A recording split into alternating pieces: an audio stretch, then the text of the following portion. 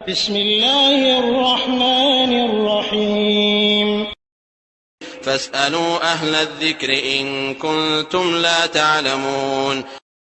আসসালামু আলাইকুম রহমতুল্লাহ বরকাতুহু। আর একদিন ভাই জানতে চেয়েছেন কাজা সালাত বিষয়ে, যে তার যদি সালাত কাজা হয়ে থাকে কোনো কারণে, তাহলে কি এই সালাত আদায় করতে পারবে পরবর্তীতে কাজা হিসাবে, যেমন মাগরিবের পূর্বে বা এশার পূর্বে? তো এ বিষয়ে কথা হলো যে দেখতে হবে কাজাটা কি কারণে হয়েছে। যদি কোনো কারণ না থাকে, বিনা কারণে যদি কাজা করে, তার মানে সে ইচ্ছা করে পরিত্যাগ করেছে, তো এই জাতীয় সালাত কাজা আদায় করলেও কাজা আদায় হবে না, বরং এটা এক প্রকার কুফরি কাজ হয়েছে। কিন্তু যদি কারণবশত কাজা আদায় হয়ে থাকে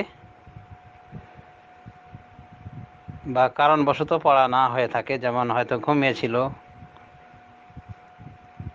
অথবা ভুলে গিয়েছিল, তাহলে অবশ্যই এর কাজা আদায় রয়েছে।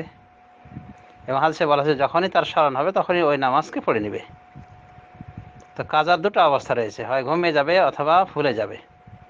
এরপর আলামাদিন বলছেন যে এমন পরিস্থিতি যদি হয় যে নামাজ পড়া সে মোটেও কোনো সুযোগ পায়নি, এমন ব্যস্ততা তাকে ঘিরে বসেছে, এরকম সীমিত পরিসরে কখনো যদি কাজা হয় তাহলে সেটা আদায় করতে পারে। তবে যে সালাত কাজা আদায় হয়েছে সে সালাতের পূর্বের সালাত আসার আগে আগে ওটাকে কাজা আদায় করতে হবে, এটাই হলো নিয়ম।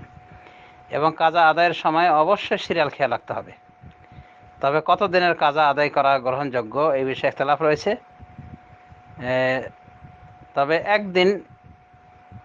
একদিনের সালাত কাজা আদায় যদি গ্রহণযোগ্য কারণে হয়ে থাকে কাজা, তাহলে আদায় করা বিধিসম্মত বলে কিছু ওলামাদিন ফয়সালা দিয়েছেন। সুতরাং অর্থাৎ একদিন এক রাত বা 5 ওয়াক্তের সালাত যদি এরকম হয়ে থাকে কোনো কারণে কাজা হয়ে থাকে, যদিও এটা বলা যেতে পারে বিরল, তবে কিছু কিছু ওলামাদিন বলছেন যে যদি কেউ সেন্স হারা হয়ে থাকে এ পর্যন্ত, তো কিছু ওলামাদিন তার এই সালাতের কাজার দিকে গিয়েছেন, মানে যদি সেন্সলেস হয়ে থাকে এই সময়টুকুতে, মানে একদিন এক রাত।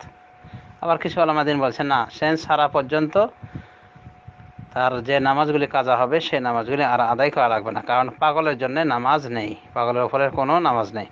তো যা হোক, 5 ওয়াক্ত সালাতের ক্ষেত্রে কিছু ফতোয়া রয়েছে যে কাজা হতে পারে। তো কোনো গ্রহণযোগ্য কারণে যদি কাজা হয়ে যায় একান্তই, তাহলে এই সালাতগুলি আদায় করার সময় অবশ্যই সিরিয়াল খেয়াল রাখবে। যেমন ফজরের সালাত কাজা যদি কাউরি হয়ে থাকে, তাহলে জোহরের আগে আগে পড়ে নেওয়ার চেষ্টা করবে, বা জোহরের টাইমে যদি তার স্মরণ হয় তাহলে আগে ফজরের 2 রাকাত সালাত আদায় করবে, এরপরে জোহর পড়বে। এভাবে জোহরের সালাত যদি কাজা হয়ে থাকে তাহলে আসরে পূর্বে এই সালাত পড়ে নেওয়ার চেষ্টা করবে। আর যদি স্মরণ না হয় বা সময় না পায়, আসরের টাইমে স্মরণ হয়েছে, তাহলে আগে জোহর পড়বে তারপর আসর। এভাবে সিরিয়াল খেয়াল রাখবে কাজা আদায় করার সময়।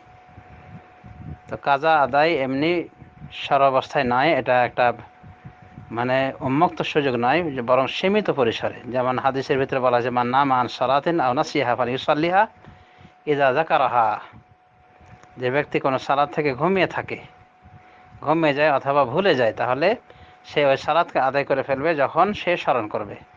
এভাবে সহিহ হাদিসে রাসূলুল্লাহ সাল্লাল্লাহু আলাইহি ওয়াসাল্লাম সালাত কাজা আদায় করা দুটো পদ্ধতি বলেছেন, দুটা কারণ বলেছেন, যে ঘুম অথবা ভুলে যাওয়া।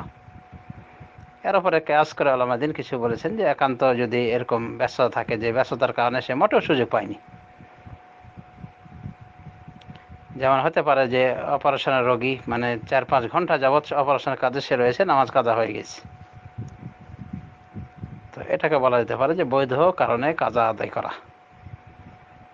এক কথায় বৈধ কারণে সালাতের কাজা আদায় বৈধ রয়েছে, অসুবিধা নাই। আর বিনা কারণে সালাতের কাজা আদায় করা এটা শরীয়তসম্মত নাই, এভাবে কাজা আদায় করলেও কাজা আদায় হবে না। প্রাসঙ্গিক ক্রমে বলে দেওয়া ভালো যে আমাদের দেশে প্রচলিত রয়েছে, আমাদের দেশে, ভারতে, পাকিস্তানে কাজা উমরি বলে একটা কথা রয়েছে। হয়তো বা কোনো বেনামাজি পূর্বে নামাজ ছেড়েছে 20 বছর, 30 বছর, 40 বছর যাবৎ, এখন তার হুঁশ ফিরেছে, সে অনুশোচনা করেছে এই ভুলের জন্য। তো এখন কি করবে? আমাদের দেশের ওলামায়ে দ্বীন অনেকে পরামর্শ দেন যে তুমি কাজা উমরি আদায় করবে, অর্থাৎ প্রত্যেক নামাজের সাথে পূর্বের ছুটে যাওয়া নামাজ আদায় করবে।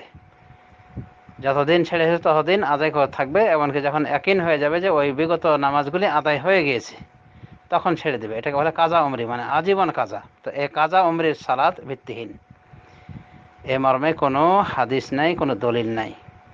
অতএব এটা ভিত্তিহীন আমল, বিদআতি আমল। রাসূলুল্লাহ সাল্লাল্লাহু আলাইহি ওয়াসাল্লাম মহিলাদের ক্ষেত্রে বলেছেন যে তাদের মাসিক আক্রান্ত হলে তাদের কাজা নাই, নামাজের কাজা নাই।